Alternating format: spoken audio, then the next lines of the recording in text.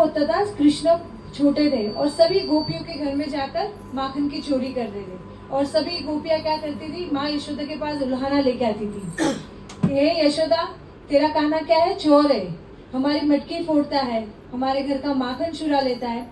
तो माँ यशोदा सोचने लगी कि मेरे घर में इतनी गाय है, 9 लाख, इतनी सुंदर मतलब अच्छी अच्छी गाय है, इनका इतना मक्खन है, पर ये कृष्ण बाहर जाके क्यों मक्खन खा रहा है ना। तब उसको पता चला कुछ तो कारण है कि कान्हा घर में मक्खन नहीं खा रहा है और बाहर जा रहा है। फिर उनको पता चला कि ये सब गोपियां प्रेम से अपने हाथों से मक्खन बना के रखती है और माँ यशोदा क्या करती थी, दास दासियों के पास बनवाती थी, है ना। तो उनको पता चला कि हाँ, इसीलिए मेरा कान्हा मक्खन नहीं खा रहा है।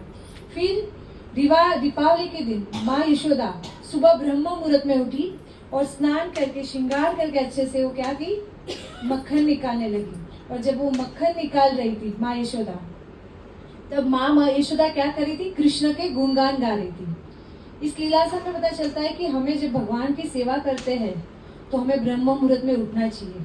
ये कार्तिक मास में ब्रह्म मुहूर्त में उठने से इतने यज्ञों का फल मिलता है हमें, है ना।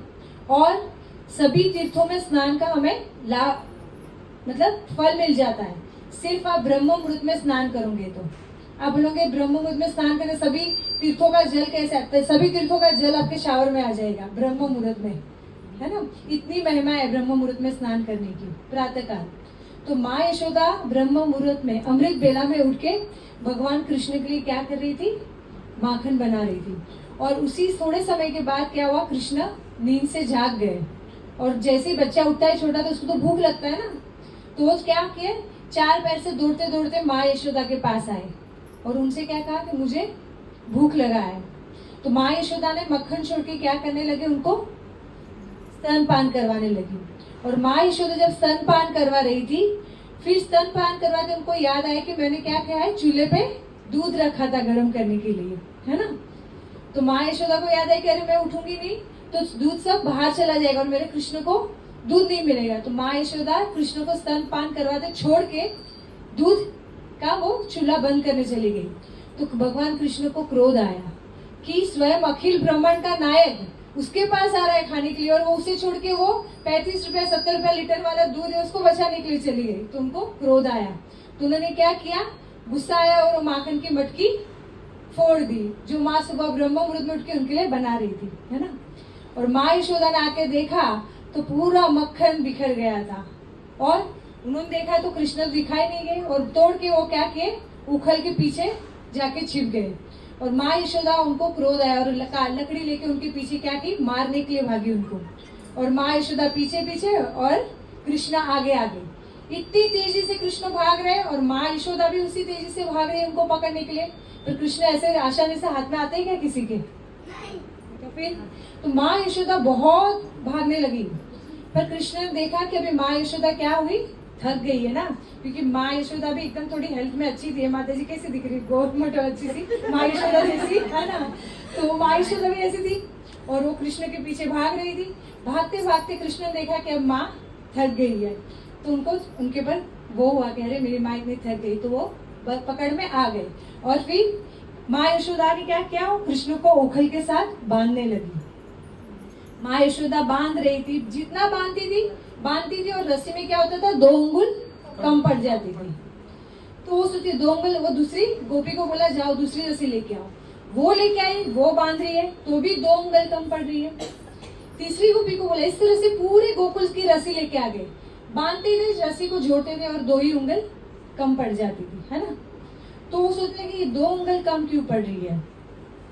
2 उंगली कम होने का कारण था कि माँ यशोदा का प्रयास और भगवान कृष्ण की कृपा। पर जब देखा कि माँ राधा रानी को पता चला कि माँ यशोदा इतना प्रयास कर रही है, कृष्ण बंध नहीं रहे, है ना, तो भगवान को तो कौन बांध सकता है, भगवान के शुद्ध भक्त, है ना। तो राधा रानी को दुख हुआ कि माँ यशोदा इतना प्रयास कर रही है, बांध नहीं रहे।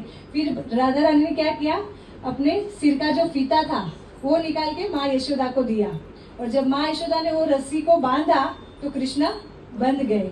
तो ये जो यहाँ पे हम लोग चित्रपट देख रहे हैं, हाँ ना, ये माँ यशोदा है और ये कृष्ण है और ये दीपावली के दिन ही ये लीला हुई थी। फिर माँ ने कृष्ण को क्या किया, उखल के साथ बांध दिया था, है ना। तो हम ये दीप दिखाते हैं, तो ये लीला को स्मरण करते हुए भगवान को दीप दिखाते हैं।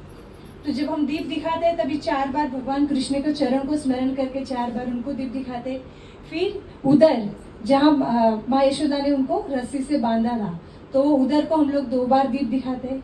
फिर उनके मुखमंडल को 3 बार, और पूरे चित्रपट को हम क्या 7 बार दीप दिखाते हैं। ये दीप दिखाने की विधि है। इस तरह से हमें भगवान को दीप दिखाना चाहिए।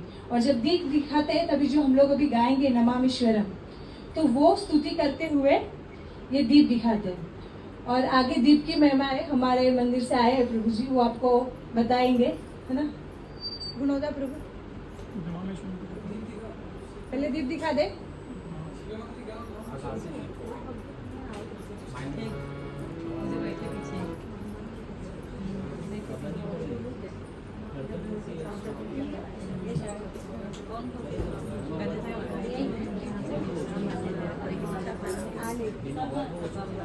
हरे कृष्ण।